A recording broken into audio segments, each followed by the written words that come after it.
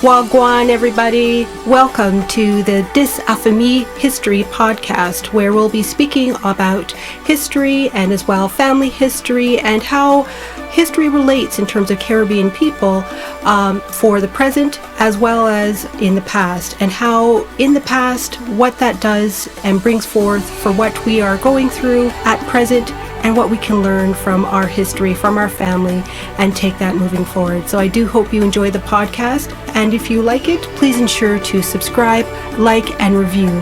Thank you. In today's episode, Professor Renaldo McKenzie, an esteemed scholar whose expertise lies in the rich tapestry of Jamaican traditional religions. With a deep understanding of the cultural heritage and spiritual practices of Jamaica, he brings profound insights and scholarly rigor to our discussion. So let's have a listen. For coming on to the podcast and to speak on Jamaican religious traditions. And before we start, I'll have you just do a brief introduction of yourself. Well, I'm Renaldo McKenzie, and I live here in the US, in Philadelphia, and I'm a doctoral student at Georgetown University. I'm going to be transitioning to Temple shortly.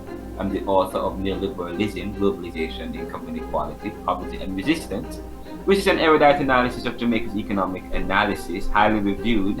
Get your copies today.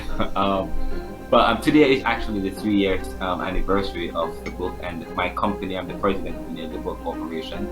We are celebrating 3 years. It's a think tank, digital media company, publishing company, IT, web design company. We provide education and support, and we also provide research. We conduct research as well. So, and I do a podcast. I'm the creator and host of the Neoliberal podcast. And I've oftentimes said the Neoliberal podcast and the Neoliberal Corporation, they're all about serving the world today to solve tomorrow's challenges by making popular what was going on. And Perfect.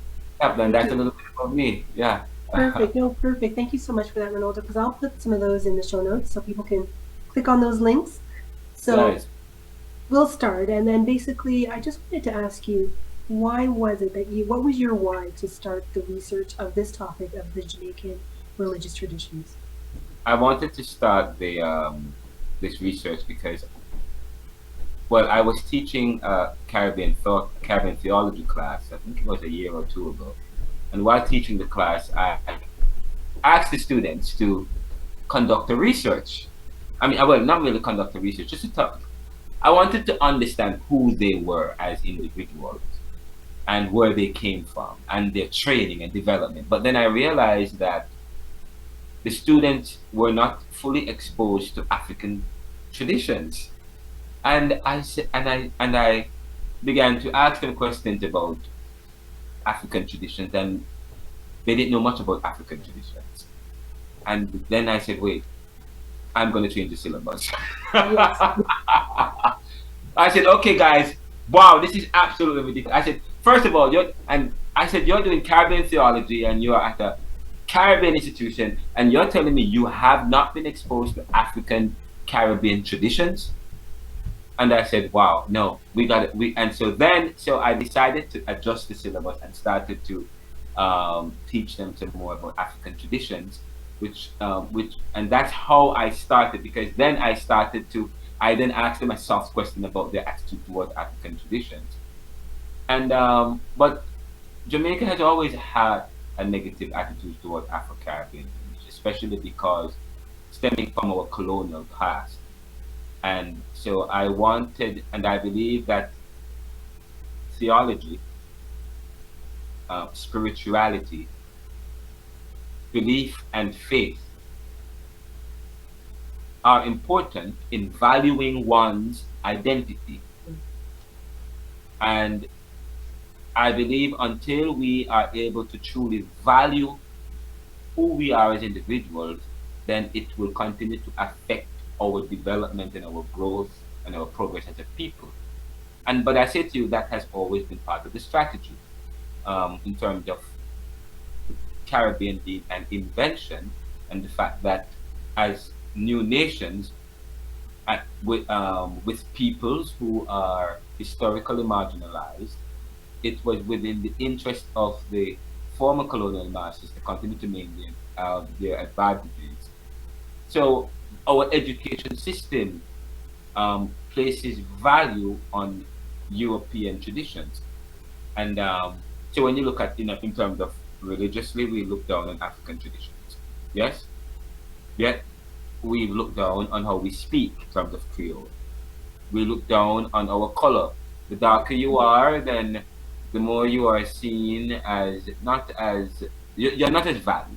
Exactly. Even to today, um, there is so that's one, and the next thing is your attitude towards faith, your attitude towards Rastafarianism, so on and so forth. So those things are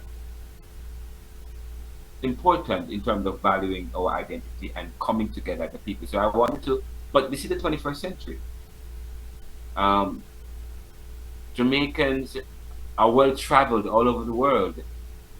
Um, we have technology is exploding rapidly and bringing the world and people closer to get together. Borders are being dismantled. Okay, there are no borders in a sense.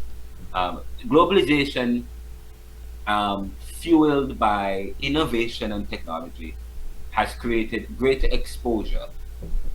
And so my question is, so I wanted to understand, okay, has this helped to, in a way, to remove the scales off people's eyes in Jamaica? Are people more embracing of their Caribbean traditions? And if not, why not? So that's the basis of doing the research, as a way to understand and to also to facilitate conversation towards it.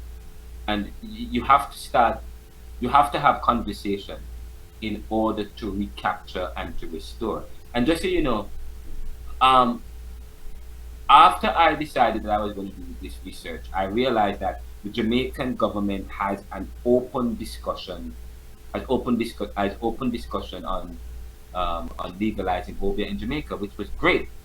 Now the church reacted by saying, absolutely not.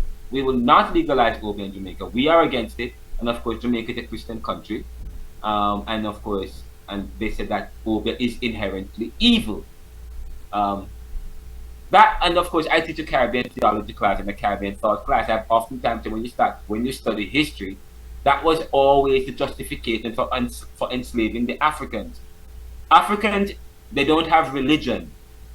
Okay, they're cannibalistic, they're animistic, yes, they're devil worshippers, and they're evil. Okay, and of course they come here with their tradition, and that continues to today. That's part of the tradition, and so it was quite interesting to me, intriguing that